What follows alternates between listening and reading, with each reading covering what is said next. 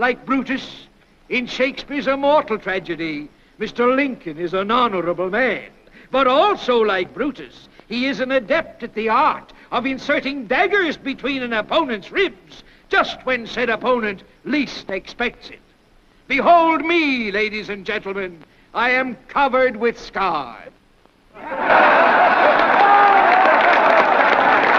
Mr. Lincoln makes you laugh with his pungent anecdotes. He draws tears from your eyes with his dramatic pictures of the plight of the black slave labor in the South. Always he guides you skillfully to the threshold of truth. But then, as you are about to cross it, he diverts your attention elsewhere. He never, by any mischance, makes reference to the condition of labor here in the North. Perhaps he's ignorant of the fact that tens of thousands of workers are now on strike. Hungry men marching through the streets in ragged order, promoting riots because they're not paid enough to keep the flesh upon the bones of their babies. What kind of liberty is this? And what kind of equality? Right.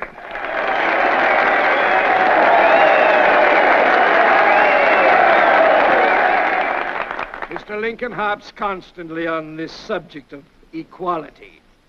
He repeats over and over the argument used by Lovejoy and other abolitionists, to wit, that the Declaration of Independence, having declared all men free and equal by divine law, thus Negro equality is an inalienable right. Contrary to this stands the verdict of the Supreme Court in the case of Dred Scott.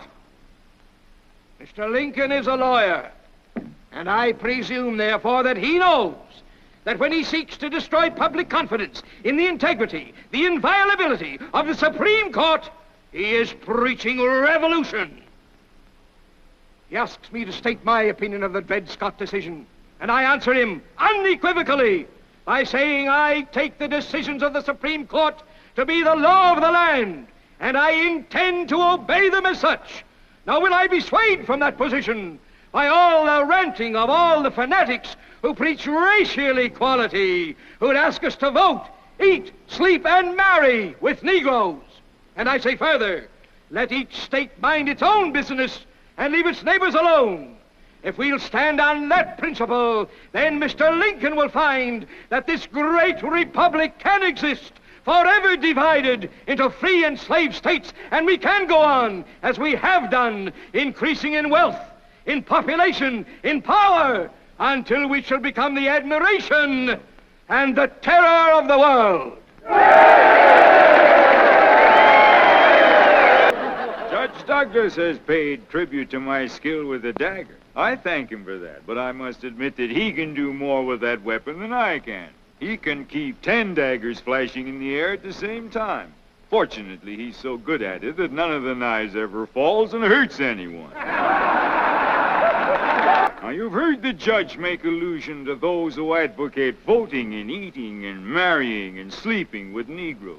Whether he meant me specifically, I do not know. If he did, I can only say that just because I do not want a colored woman for a slave, I do not necessarily want her for a wife. I do not need to have her for either. I can just leave her alone. In some respects, she is certainly not my equal any more than I am the judge's equal in some respects. But in her natural right to eat the bread she earns with her own hands without asking leave of somebody else, she is my equal and the equal of all others. Now, you've heard the judge speak about our own labor conditions. As an American, I cannot be proud that such conditions exist.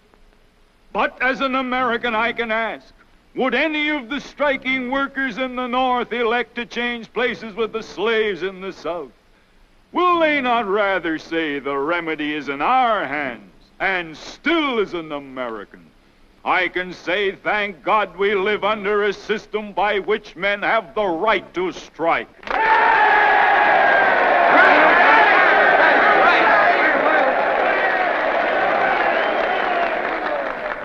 I am not preaching rebellion. I don't have to. This country with its institutions belongs to the people who inhabit it.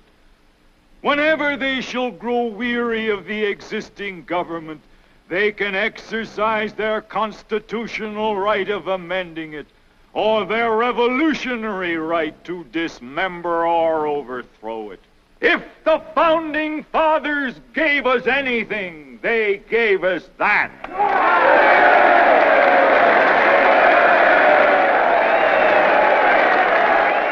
The purpose of the Dred Scott decision is to make property and nothing but property of the Negro in all states of the Union. It is the old issue of human rights versus property rights. It is the eternal struggle between two principles. The one, the common right of humanity. The other, the divine right of kings. It is the same spirit which says, you toil and work and earn bread and I'll eat it.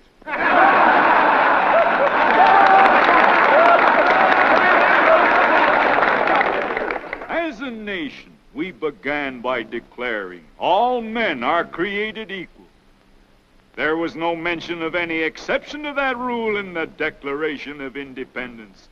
But we now practically read it, all men are created equal except Negroes. Let each state mind its own business, says Judge Douglas. Why stir up trouble? This is the complacent policy of indifference to evil. And that policy I cannot but hate. In his final words tonight, the judge said that we can be the terror of the world. I don't think we want to be that. I think we would prefer to be the encouragement of the world. The proof that at last man is worthy to be free. But we shall provide no such encouragement unless we can establish our ability as a nation to live and grow. And we shall surely do neither if these states fail to remain united. There can be no distinction in the definition of liberty. A house divided against itself cannot stand. This government cannot endure permanently, half slave and half free.